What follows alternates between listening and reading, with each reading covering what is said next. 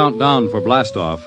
X minus 5, minus 4, minus 3, minus 2, X minus 1. Fire!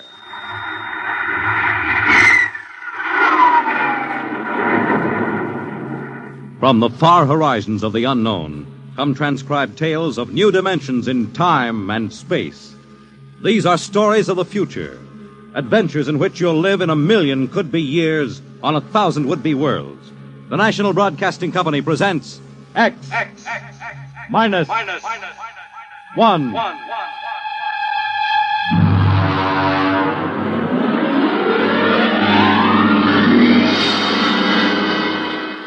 Tonight, Universe.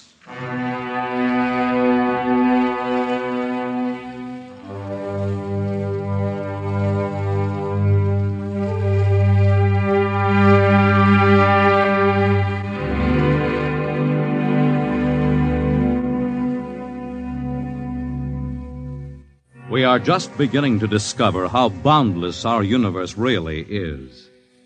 And yet as man reaches out to the stars, out toward infinity, ironically enough, he may be building himself a new kind of prison. What would it be like to live all your life in a world no larger, say, than a single gigantic rocket ship bound on an endless mercy?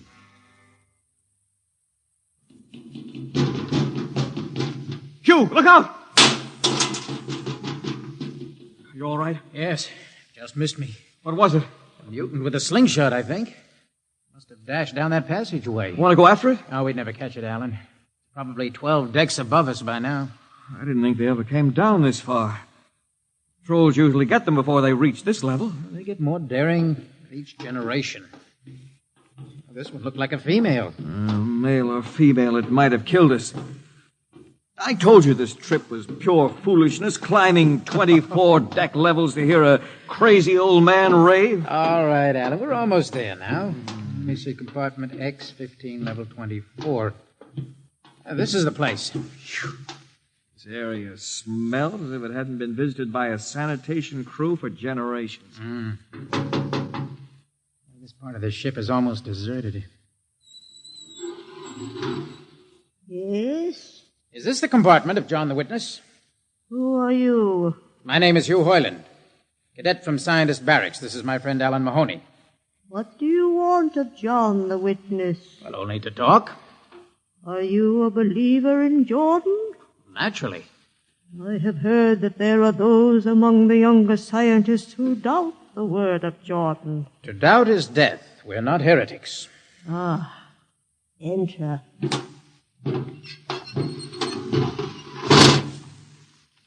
I've brought you a gift of tobacco, grown on the richest level.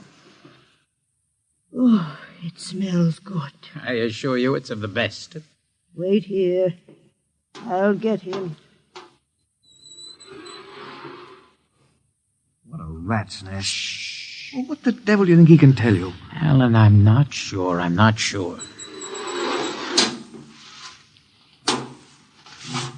Well? Are you John the Witness? I am. Good evening to you. I'm Hugh Hoyland. This is my friend Alan Mahoney. What brings a gentleman of the scientist class to my humble compartment? I've heard that you and your parents before you have been keepers of the legend of the ship. Since Jordan gave the word. I'm anxious to hear the word as Jordan spoke it. Why? Because our young scientists, well, among them there have been some who talk against the word. There are regulations against such heresy. Still, some of them say the ship has no purpose. They say that we are here accidentally, that we have no more grace in Jordan's eyes than the most deformed mutant who dwells in the highest level of the ship. What shall I say to you? Well, I wish to hear the word from the mouth of one who knows, in order that I may become more convinced. Sit. You have a gift for the witness? The finest tobacco. Good. I will dim the lights. Now pay close attention, for these are the words as my father's father's father gave them to his son's son's son. This is how the ship came into being, how our people were created. In the beginning there was only Jordan, thinking his lonely thoughts. Out of his thoughts came a vision. Out of the vision came a planning, and out of the planning came decision. Jordan's hand was lifted, and the ship was born. Mile after mile of good compartments, tank after tank for gold and corn, ladder and passage, door and locker fit for the needs of the yet unborn. He looked on his work and found it pleasing, meet for a race that was yet to be. He thought of man, and man came into being. Then Jordan checked his thoughts and searched for a key.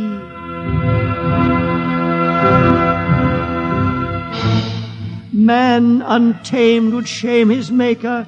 Man unruled would spoil the plan. So Jordan made the regulations, and order came to the works of man. A crew he created to work at their stations, scientists to guide the plan. Over them all he created captain, made him judge of the race of man. Thus it was in the golden age. These are the true words? As my father's father taught them. But what of the strange beast-like people on the upper levels of the ship? Surely Jordan did not create them. Jordan is perfect. All below him lack perfection. You have heard of the legend of Huff? I have heard that he mutinied against Jordan. Darkness swallowed the ways of virtue. Sin prevailed upon the ship.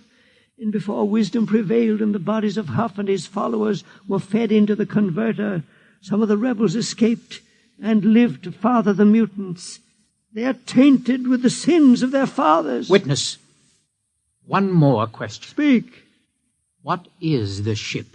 The ship is a great sphere, 25 kilometers wide and 100 levels deep. I know that, but the upper levels. The regulations forbid us to venture into the upper levels, but it is said that beyond the levels of the mutants lies the forbidden place where Jordan's spirit prevails. So I've heard, yet something troubles me. Something which prompted my coming here. Yes, my son. What lies beyond the ship? What? What lies beyond the ship? This is heresy. Answer me. I will not permit such talk. The ship is complete. The ship is universal. The ship is everywhere. The ship is endless. Your mutterings are those of a frightened old man. They answer nothing. You question the word? I think you lie. Hear me, Mr. Hoyland. For what you have already said, I can have your body fed into the converter, your soul launched on the endless trip. You threaten me. Hugh, for Jordan's sake. Do you think I fear this dried fig of a man? Hugh! Sir, my friend is impetuous. He does not understand. I might be persuaded to forget a substantial gift. Why, you pig! Hugh! Alan, come on. The sight of this so-called holy man offends me. You shall not leave. Don't try to frighten me with that gun, old man. Remain where you are, heretic. I warn you, put down that gun. No closer. Drop it. No, very well, then. Death to the heretic. Alan, get him! Alan. He's not breathing. Is he dead? I don't know. Come on, Hugh, we've got to get out of here. Right. Now where? We can't go back. They'd feed us into the converter before we could even... What's that? An alarm. That old woman must have turned it in. Come on, Alan. The patrol will be here in no time. Where can we go? Yes, where? The upper levels. No, the mutants. We'll have to take our chances. Come on, Alan, let's go. Listen, that's the patrol. Come on, we've got to climb. There's a hatchway down the corridor. All right, quickly! Oh, we fire! Alan, up the ladder! Up! Come on, Alan, come on!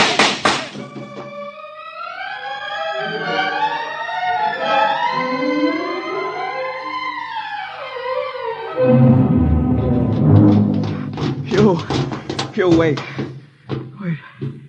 How far are we from the outside wall? Judging by the slope of the deck, about 2 miles.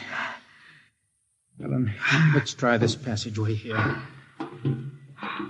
If you hadn't asked him that stupid question. Now, there's no use going over that. But why did you do it? I've been thinking about it for a long time.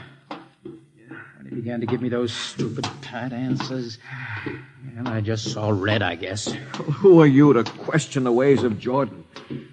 When you asked me to go with you to visit the witness, I I thought you wanted spiritual help. I never I'm dreamed. sorry, Alan. I'm sorry. I couldn't foresee this. Wait a minute. What? I saw something move. Where? Near that bulkhead. I don't see anything. Maybe my eyes are going bad. Still, listen! You behind us! Alan, look out!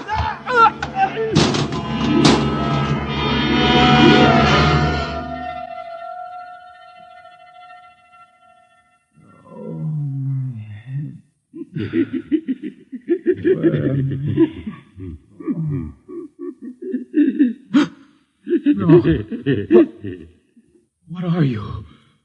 Away that knife. Keep away from me, you. Don't kill him. Not yet. Who are you? You must forgive my friend Bobo. Like so many of my people, he's rather impetuous where members of the so-called super race are concerned. Who are you? What place is this? As you can guess, from my leg, I'm a mutant. Mutant. Where is Alan? Your friend is dead. Dead. I was not able to restrain my people in time to save him. Why don't you destroy me and get it over with? We do not kill for pleasure, Mr. Hoyland. Only when necessary. You know my name? I read your identification tag. Who are you? Mutants can't read. My name is Gregory. Gregory. I'm a leader of my people. You see, although we are unfortunate in our heredity, Mr. Hoyland, many of us are quite intelligent. And why do you live like animals? We'd rather live like free animals than like regimented slaves, as you do. I've heard you practice cannibalism. Undoubtedly, you hear many things about us. You turn your head. Why? That monster. I've never seen a creature like him. Bobo is an unfortunate. He was born without the power of speech. How can you tolerate such a monstrosity? We've learned to live with difference. If we began to destroy our imperfects as you do on the lower levels, there would soon be no one left. It violates the regulations. The word of Jordan You know, states Mr. Hoyland, that... your people are really quite primitive and barbaric. You dare say that to me? I dare say a good deal more. Let us go to my compartment and speak further. I'm always interested in information on the lower levels. I'll give you no information. Bobo. No. I want Mr. Hoyland in my cabin, please. No! I advise you to go quietly, Mr. Hoyland. Bobo has a hatred of superior beings, which is unfortunate, but quite understandable. Proceed.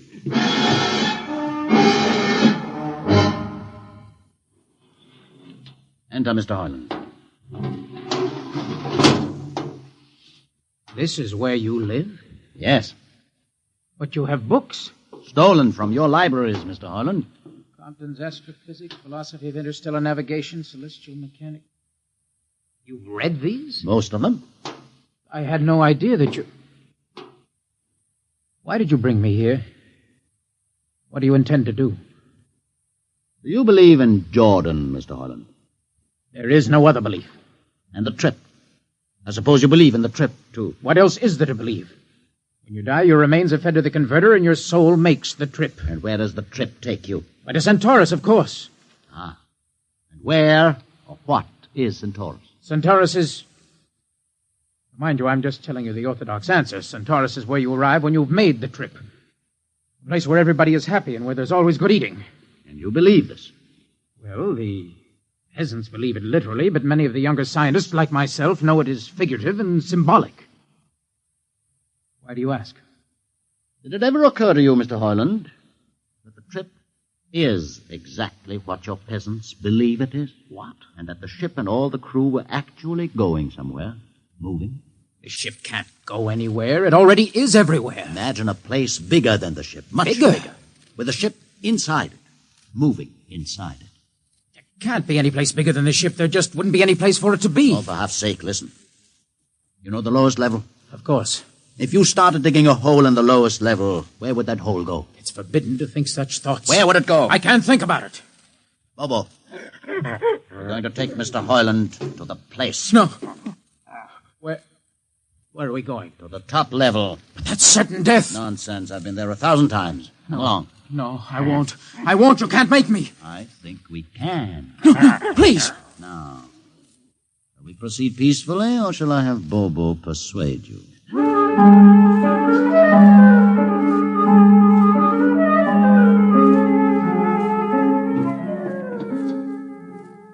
Open the door, Bobo. Inside.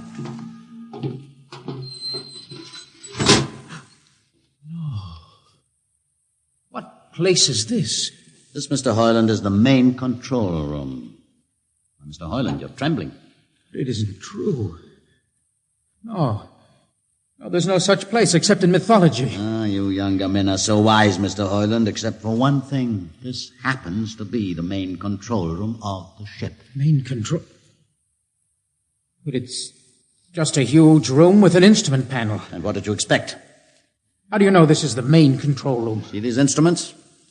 Using them, the navigator many hundreds of years ago actually steered the ship on its voyage. I don't understand. I didn't suppose you would. Sit down. Very well. Look up. What do you see? A huge shield. Watch it for one moment, Mr. Hoyland. You're going to see something that few of us have ever been privileged to witness. What are you doing? I'm dimming the lights. Don't be frightened. Keep your eyes focused on the shield above us. Ready? Watch. It's sliding back. Ghost of Jordan. Well? What am I seeing? The universe, Mr. Hoyland. The universe in all its beauty. The stars, the planets, the suns and moons and constellations. No, it can't be. The ship is the universe. There is nothing but the ship. Ah, but there it is. You see it before your eyes, spread out like a canopy of glory. Do you still deny it? Answer me, Mr. Hoyland. Do you deny it? No, I can't deny it. They've lied. They lied to all of us. Good. I have showed this to others of your people whom we captured, and though they saw it before their very eyes, they would not believe it. Please tell me all about it. Tell me the truth about the ship and about the universe. What are these things? How did this come about? Many thousands of years ago, on a planet like those you have just seen, a planet called Earth, a scientist named Jordan decided to build a ship that would carry men from one planet to another. For many years, Jordan and thousands of others studied and planned. And when they were finished, they built the ship. A ship so large that it had to be assembled in its own orbit beyond a place called the Moon. 60 years it took them to construct. And when it was finished, a whole new science had been conceived. Then the trip was begun. The trip that was to land a colony of Earthmen on a far-off planet called Centaurus, millions of light years beyond the furthest planet ever reached before. How do you know these things? Among my books are the log, which Jordan himself kept, and the records of the journey for the first 40 years. What happened? There was a mutiny. A man named Huth led a rebellion of those who wanted to turn back. In the struggle, the navigators were killed. The crew fell into a state of anarchy. In the years to follow, small groups of men tried to organize the ship for navigation, and each time they failed. Finally, the whole idea was abandoned. And so, for centuries, we have swung in space, unmanned, undirected, living in a lost world of our own making, without purpose, without direction. Why have you told me this? Can't you guess? You want to finish the trip. Yes, but I can't. You can't? Look at me, Mr. Hoyland. You see, a mutant, a man with a twisted leg. My people are outcasts, condemned to death if we so much as set foot in the lower levels of the ship. The main drive is in the lower levels where my people are forbidden to go. No. It would mean that both our people would have to work together. Our differences encouraged rather than denied. All right. I'll see the captain himself. I have an uncle on the Central Board. I'll tell him what I've seen here. And do you think he'll believe you? Send one of your people with me. That's asking a good deal. I'm risking a good deal by going back. Very well. Bobo will go with you. Bobo? He can't talk. There will be no need for talk.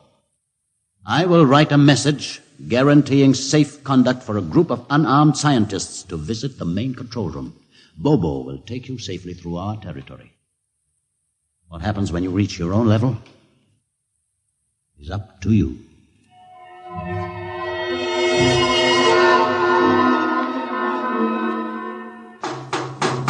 One moment. Yes, what? You? Quick, Uncle, let us in. But this mutant... He's harmless, please, Uncle, please. Now, what is this? You're wanted for... I know all about that. Uncle, listen. I must see the captain. The captain? Are you mad? Uncle, you're a council member. You can get me to see He'll him. kill you. You're wanted for heresy. I don't care. I must speak with the captain. Now, Uncle, you're close to him. You can arrange it. I don't understand. Listen to me. The ship is moving. I can prove it. Do you understand? There is a purpose in the ship. I don't understand what you're babbling about. Now, never mind.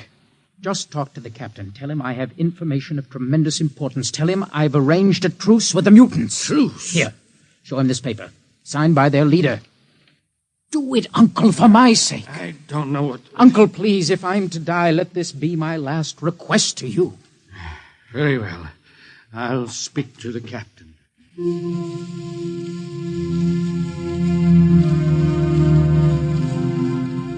And you say, Mr. Hoyland, that you saw this with your own eyes? I swear it, Captain. I swear it on the word of Jordan. Let me see the paper again. Commander Erst, what do you think? I don't know, sir. It might be a trick. I guarantee you safe conduct. If these things are as Mr. Hoyland reports them, it would pay to risk a few lives. The man is a convicted heretic. Still, we must not discount his word. He has a safe conduct, and the mutant risked its life coming with him. I think we might investigate. Captain, you mean you will do it? I will have an expedition outfitted. Dismissed, Mr. Hoyland. Thank you, sir.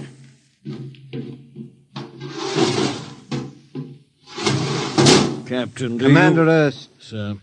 you will make the necessary arrangements for an expedition. And I trust you understand. Perfectly, sir. Perfectly.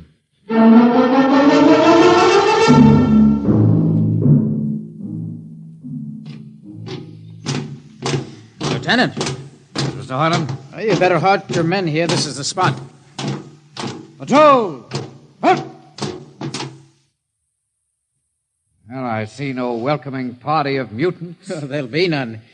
Their leader will meet you inside the main control room. You don't say. Just where is this main control room? Beyond that door. I see. All right, men. Ready up! Lieutenant, why do you ready arms? In case of ambush. Ambush? Wait a minute, Lieutenant. What are those men doing with that ray gun? Just aiming it at the door. Are you mad? No, Mr. Hoyland, but most certainly you are to think that we could be lured up here to be slaughtered with a fantastic story about some mythical control room. Guns ready, sir. Lieutenant, I warn you, these people have acted in good faith. You can't break that faith. Oh, mutant! Come out! For Jordan's sake, Hold it. Lieutenant. A little too quiet for comfort. Mutant! Open the door! Please, Jordan, don't let anything happen. Don't let... All right, it's opening. Ready, men. Someone's coming out. Steady. Gregory, stay back! You fools! You've killed him! Here come the rest of them. Fire! Fire!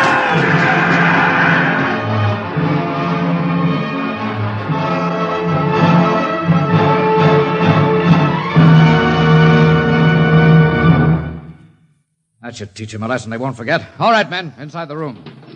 Come along, Harlan. You're under arrest as a conspirator in this ambush. Ambush, you fool. You blind, stupid fool. All right, that'll be enough. You've been inside this place before? Yes. What's this machinery? These are the controls he would have used to steer the ship. Gone out of his mind, Lieutenant. Steer the ship? Who? The leader, the one you killed. This ugly mutant? This ugly mutant. happened to be a man of true genius. Why, you're mad. Am I? Lieutenant, this man had a vision which would have saved you, but you chose to kill him because you couldn't stand the sight of his difference from you. Shut up, Highland. Don't listen to him, man. You can't shut your eyes, and you can't shut your minds, and you can't shut your ears to this! The roof's moving back! Yes, look! Let the vision of this confound your ignorance and blind your eyes. This is the heritage of stars and open skies, for which men have yearned for centuries. Try to destroy this, and you will only destroy yourselves. Death to the heritage! But I say to you that you can't keep this from our people. They will seek it out. The ship will be manned, and the ship will be steered, and there will be freedom, purpose, and respect for ourselves. This is your heritage. Look upon the universe. Kill him!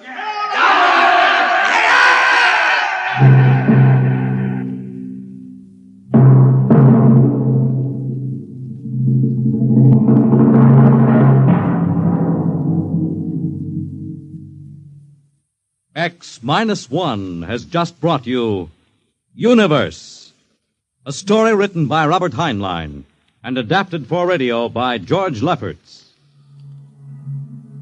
Heard in the cast were Donald Buca as Hugh, Peter Capell as Gregory, Bill Griffiths as Alan, Abby Lewis as the woman, Edgar Staley as the witness, Jason Johnson as the uncle, John Seymour as the captain, and Ian Martin as the lieutenant. Your announcer is Fred Collins. X-1 is directed by Fred Way and is a transcribed NBC Radio Network production.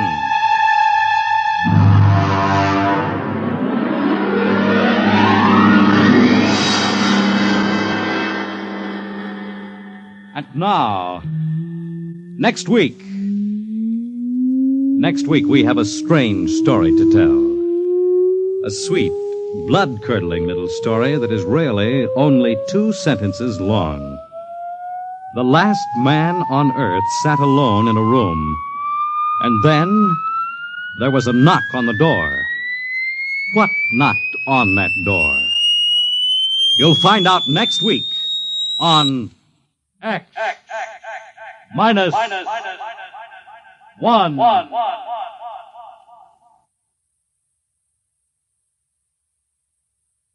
When you buy United States savings bonds, you help to build your own future security. Here's an opportunity to save systematically for long-range personal objectives. So invest in United States savings bonds. Now follow the Abbotts to mystery and adventure over most NBC radio stations.